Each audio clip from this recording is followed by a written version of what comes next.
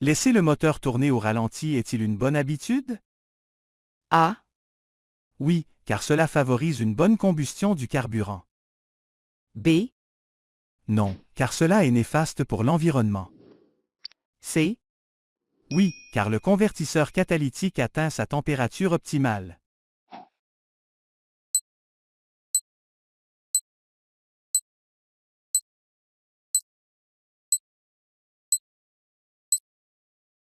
La bonne réponse est B.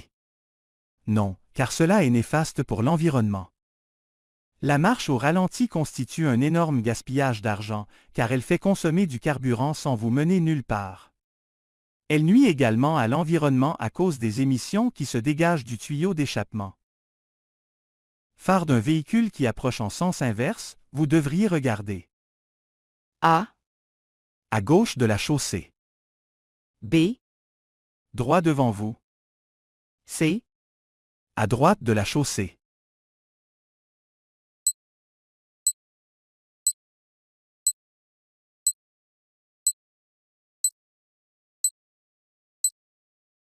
La bonne réponse est C. À droite de la chaussée. Plus l'autre véhicule approche, plus l'effet d'éblouissement peut augmenter, vous devriez alors regarder vers la droite de la chaussée. La nuit, lorsqu'un véhicule venant en sens inverse vous éblouit, vous devez A, éviter de regarder ses phares et regarder plutôt à droite de la chaussée. B, Allumez vos feux de route pour vous assurer d'être bien vu. C, Baissez les yeux vers le tableau de bord.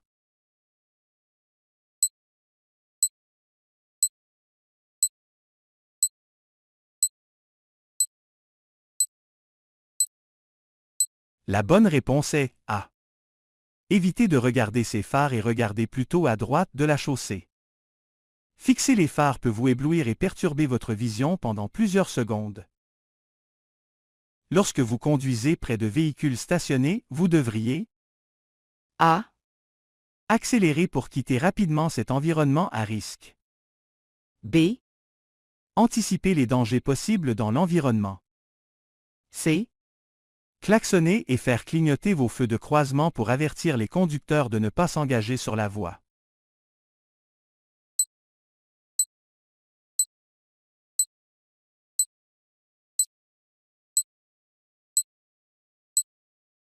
Il est important d'anticiper les dangers afin d'éviter de heurter un véhicule, un piéton, une portière ouverte, etc. La nuit, vous passez des feux de route aux feux de croisement quand le véhicule qui approche en sens inverse se trouve à moins de A, 100 mètres, B, 50 mètres, C, 150 mètres.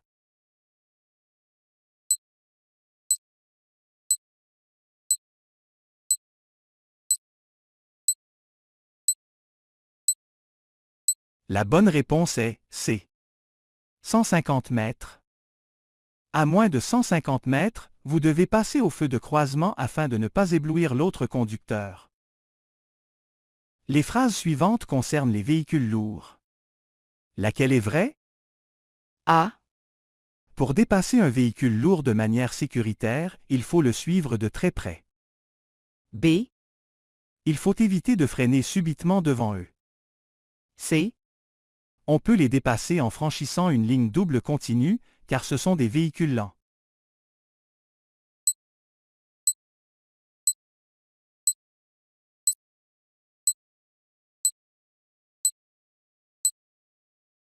La bonne réponse est B. Il faut éviter de freiner subitement devant eux.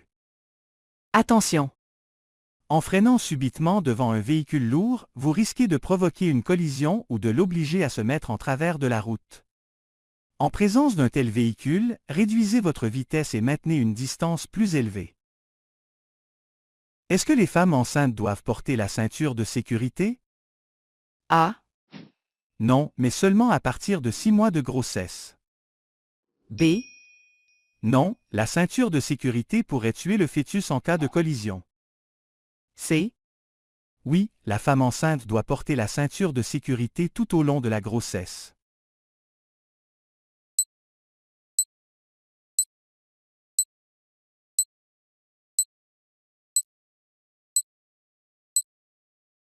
La bonne réponse est C.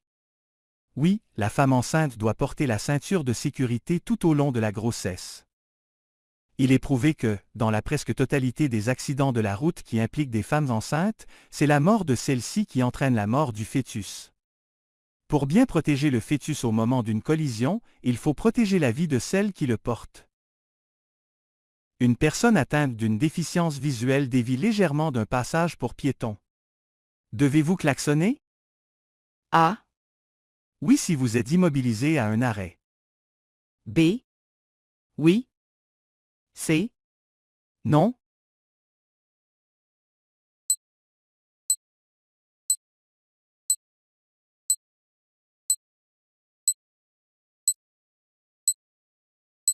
La bonne réponse est C. Non? Klaxonner peut créer de la confusion chez la personne atteinte d'une déficience visuelle. Si les véhicules A et B tournent à gauche, lequel est le mieux placé pour s'engager ensuite à droite, dans la rue marquée d'un X? A, Le véhicule B. B, Le véhicule A. C, Aucun des véhicules.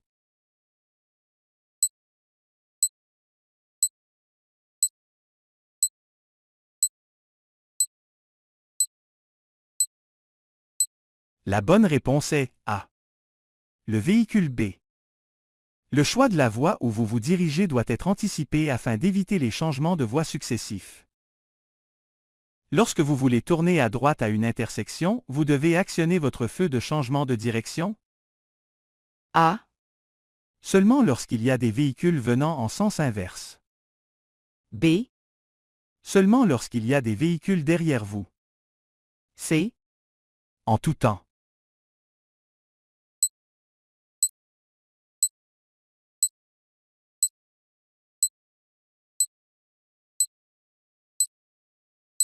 La bonne réponse est C. En tout temps.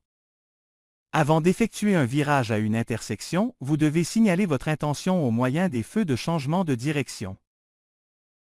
Après un dépassement, vous réintégrez la voie de droite lorsque vous apercevez complètement le véhicule dépassé dans le rétroviseur. A, Intérieur, B, extérieur gauche, C, extérieur droit.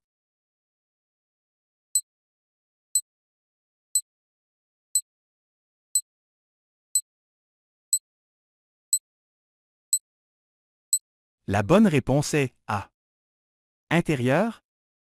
Vous pouvez engager votre véhicule dans la voie de droite lorsque vous voyez complètement le véhicule dépasser dans votre rétroviseur intérieur.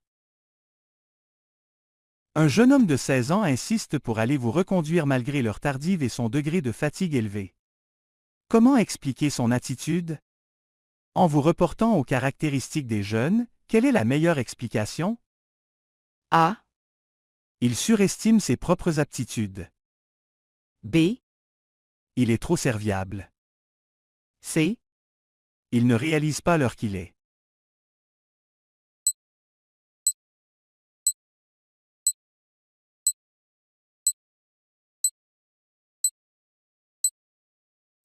La bonne réponse est A.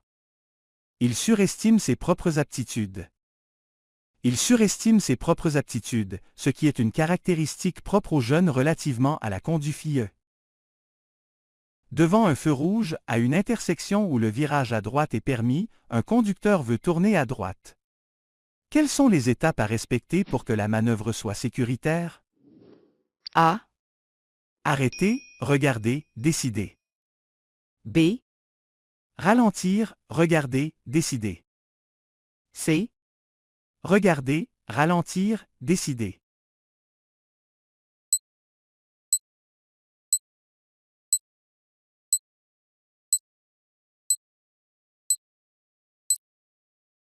La bonne réponse est A.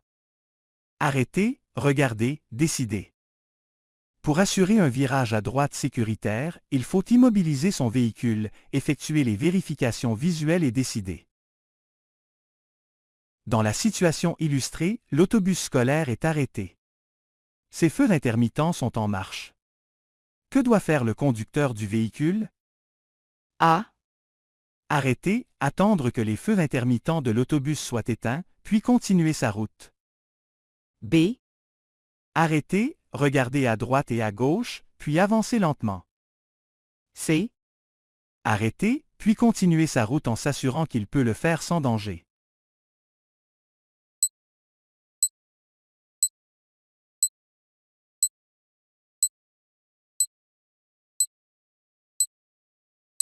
La bonne réponse est A. Arrêter, attendre que les feux intermittents de l'autobus soient éteints, puis continuer sa route. Le conducteur doit s'immobiliser à plus de 5 mètres d'un autobus scolaire dont le signal d'arrêt obligatoire ou les feux intermittents sont en fonction. En cas de collision, quelle blessure est diminuée par un bon ajustement de l'appui-tête? A, Blessure aux épaules. B, Blessure au dos. C, Blessure au cou.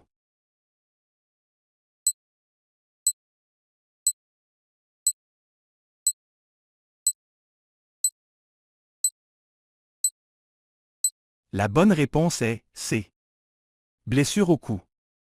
Un appui-tête bien ajusté diminue les blessures au cou.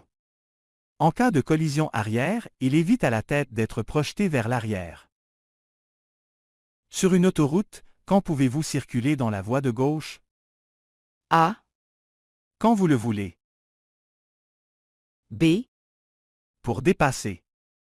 C, Quand il n'y a pas de circulation.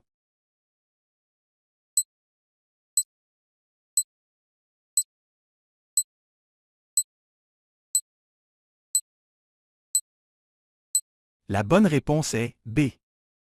Pour dépasser. Sur une autoroute, le conducteur peut utiliser la voie d'extrême gauche pour dépasser, éviter un obstacle ou se diriger vers une voie de sortie. Le véhicule lourd se prépare à faire marche arrière. Que devez-vous faire? A, Accélérer pour passer avant qu'il recule. B, Attendre qu'il ait terminé sa manœuvre de marche arrière. C, Le contourner.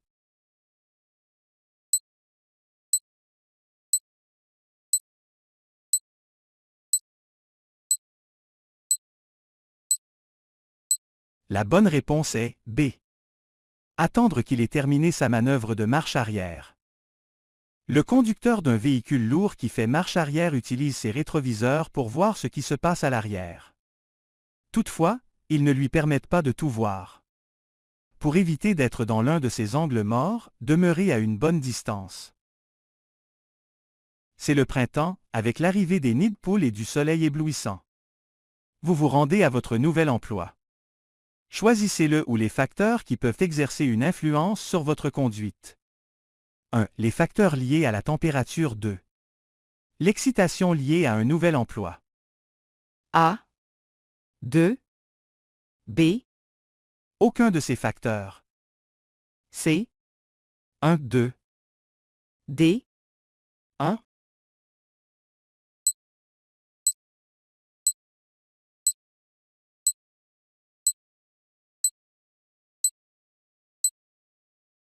La bonne réponse est C. 1, 2. Outre les conditions climatiques et routières, votre état physique ou psychologique peut exercer une influence sur votre conduite. Sur une autoroute, est-il permis de faire marche arrière? A, Oui, si vous actionnez vos feux de détresse. B, Non? C, Oui, si vous circulez prudemment.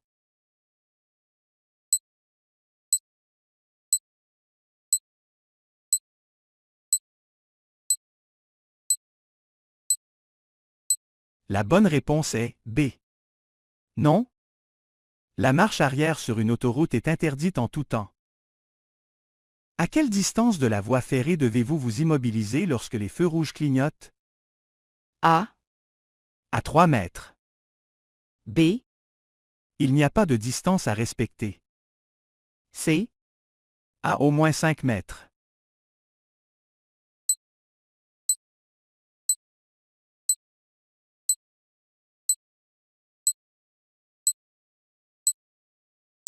La bonne réponse est C. À au moins 5 mètres. Au passage à niveau, Le conducteur d'un véhicule routier ou d'une bicyclette doit immobiliser son véhicule à au moins 5 mètres de la voie ferrée si l'arrivée ou la présence d'un véhicule sur rail est signalée soit par des feux rouges clignotants, soit par une barrière abaissée, soit par un employé de chemin de fer. Dans quelle situation le véhicule 1 peut-il dépasser le véhicule 2? A, B, C.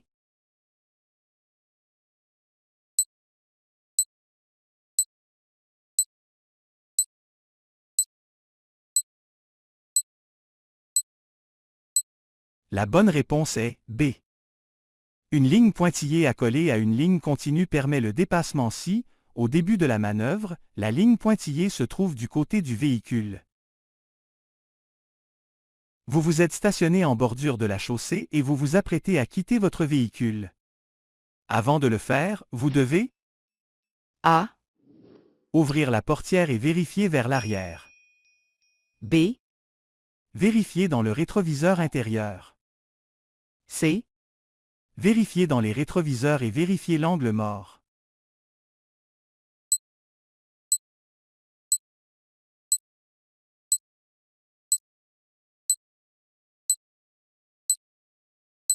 La bonne réponse est C.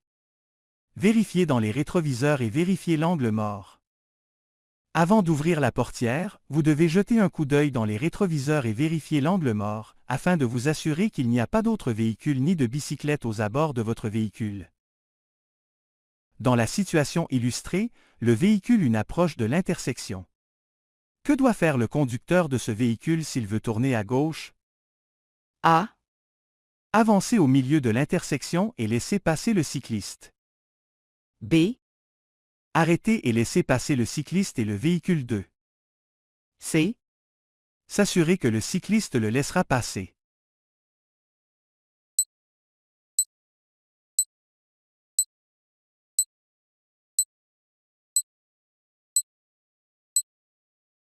La bonne réponse est B. Arrêter et laisser passer le cycliste et le véhicule 2. Le conducteur doit céder le passage au cycliste et au véhicule déjà engagés dans l'intersection. La somnolence au volant peut le plus souvent survenir. A, En raison de la monotonie du parcours. B, À la sortie d'un tunnel. C.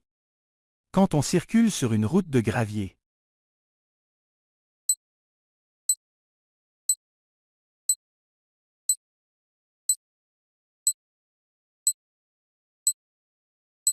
La bonne réponse est A.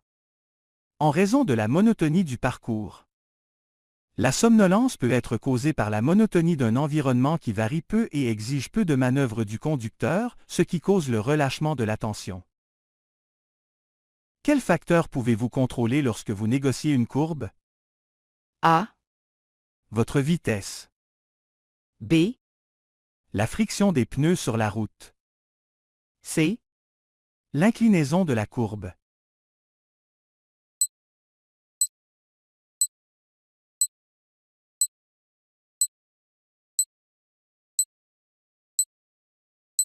La bonne réponse est A. Votre vitesse. Avant d'entrer dans une courbe, vous devez bien évaluer le type de courbe et la vitesse à laquelle il faudra l'aborder. Lorsque vous êtes fatigué, une faible consommation d'alcool, un verre ou 2, A, affectera toutes vos facultés au moment de conduire. B, N'affectera pas vos facultés au moment de conduire. C. Affectera seulement votre jugement.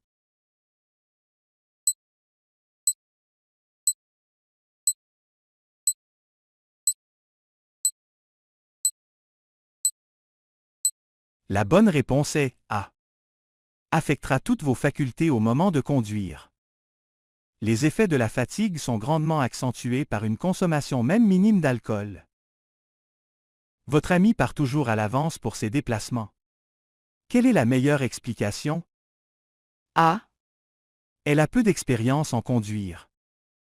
B, Elle a peur d'arriver en retard. C. Elle ne roule pas assez vite. D. Elle planifie ses déplacements.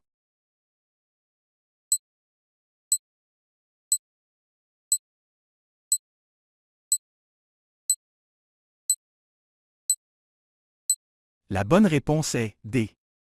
Elle planifie ses déplacements. En partant suffisamment à l'avance, vous serez plus à l'aise quels que soient les aléas de la circulation. Vous voulez effectuer un virage à gauche à partir de la voie 8. Dans quelle voie devez-vous vous engager après le virage? B, A, A ou B?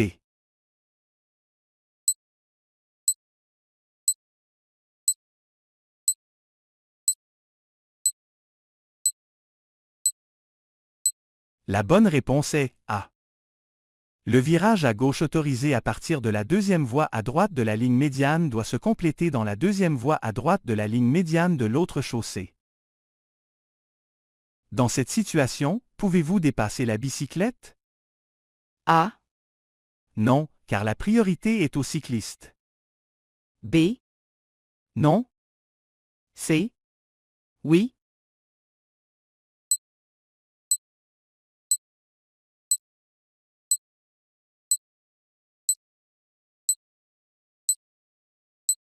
La bonne réponse est B. Non? Vous ne pouvez pas dépasser la bicyclette, car l'espace n'est pas suffisant pour le faire de façon sécuritaire. Après avoir effectué un virage, vous faites revenir votre véhicule en ligne droite. Quand faut-il éviter de faire glisser le volant entre ses mains? A, Lorsque la manœuvre doit être précise. B, Lorsque votre véhicule circule à très basse vitesse. C, Lorsque votre véhicule est âgé. D, Lorsque la circulation est dense.